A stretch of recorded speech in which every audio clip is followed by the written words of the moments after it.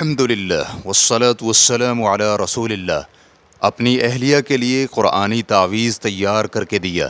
سوال کیا گیا ہے 2 سال قبل میری اہلیہ نے مجھ سے قرآنی تعویذ بنا کر دینے کا کہا تو میں نے انہیں بنا کر دے دیا، لیکن پھر میں نے سوال نمبر 11788 میں دیکھا تو مجھے علم ہوا کہ تعویذ پہننا شرک ہے۔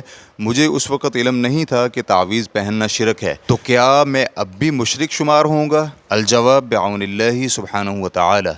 اگر تعویذ قرآنی آیات یا نبوی دعاؤں سے ہٹ کر ہو یا پھر تعویذ میں جادوئی طلسم اور غیر مفہوم عبارتیں ہوں تو علماء کرام اس بات پر متفق ہیں کہ اسے پہننا حرام ہے اور یہ شرک ہے۔ لیکن اگر تعویذ قرآنی آیات یا نبوی دعاؤں پر مشتمل ہو تو اس کے متعلق سلف صالحین میں مختلف آراء ہیں۔ صحیح موقف یہی ہے کہ یہ بھی حرام ہے۔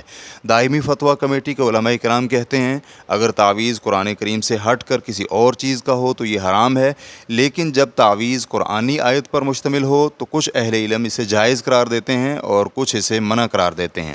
تاہم احادیث کے عموم اور سد الذرائع کو مد نظر رکھتے ہوئے اسے منع قرار دینا راجح ہے۔ ریفرنس کے لیے دیکھیے فتاوی اللجنۃ الدائمہ جلد نمبر 1 صفحہ نمبر 212۔ اس لیے آپ پر اور آپ سے تعویذ طلب کرنے والی بیوی پر لازمی ہے کہ وہ اس تعویذ کو فوری طور پر اتار دے اور اسے جلا دے۔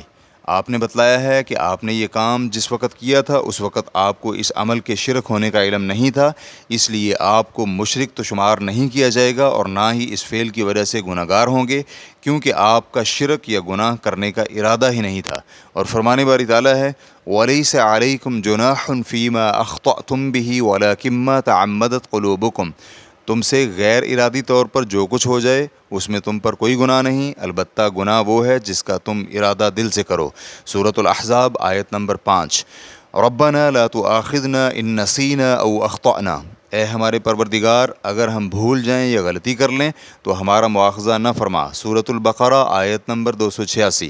اور نبی علیہ الصلوۃ والسلام کا فرمان ہے میری امت سے غیر ارادی کام، بھول چوک اور جبری حالت میں کیے گئے کاموں کو معاف کر دیا گیا ہے۔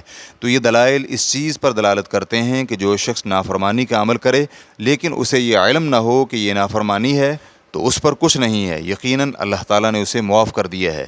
واللہ تعالی اعلم۔